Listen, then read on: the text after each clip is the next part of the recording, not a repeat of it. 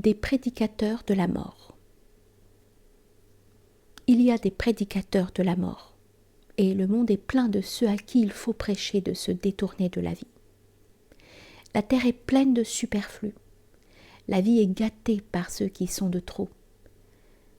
Qu'on les attire hors de cette vie par l'appât de la vie éternelle. Jaune, c'est ainsi que l'on désigne des prédicateurs de la mort, ou bien on les appelle noirs. Mais je veux vous les montrer sous d'autres couleurs encore. Ce sont les plus terribles, ceux qui portent en eux la bête sauvage et qui n'ont pas de choix, si ce n'est entre les convoitises et les mortifications. Et leurs convoitises sont encore des mortifications. Ils ne sont pas encore devenus des hommes, ces êtres terribles, qu'ils prêchent donc l'aversion de la vie et qu'ils s'en aillent.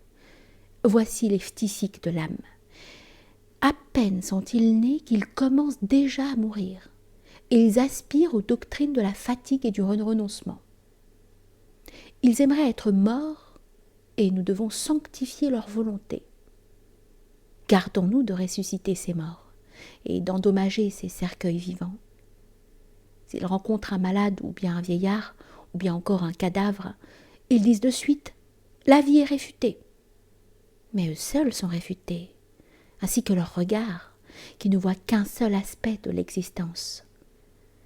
Enveloppés d'épaisse mélancolie et avides des petits hasards qui apportent la mort, ainsi ils attendent en serrant les dents. Ou bien encore, ils tendent la main vers des sucreries et se moquent de leur propre enfantillage.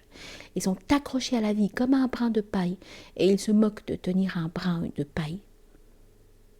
Leur sagesse dit « Est fou qui demeure en vie ?» Mais nous sommes tellement fous, et ceci est la plus grande folie de la vie.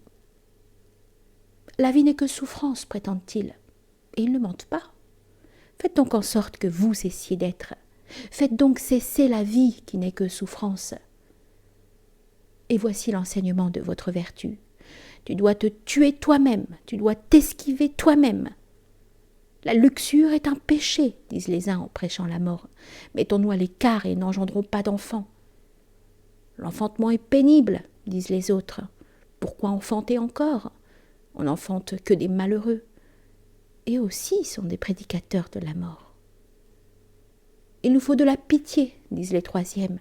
Prenez ce que j'ai, prenez ce que je suis, je serai d'autant moins lié par la vie. Si leur pitié allait jusqu'au fond de leur être, ils tâcheraient de dégoûter de la vie leur prochain. Être méchants, ce serait là leur véritable bonté, mais ils veulent se débarrasser de la vie. Que leur importe si, avec leur chaîne et leur présent, ils en attachent d'autres plus étroitement encore.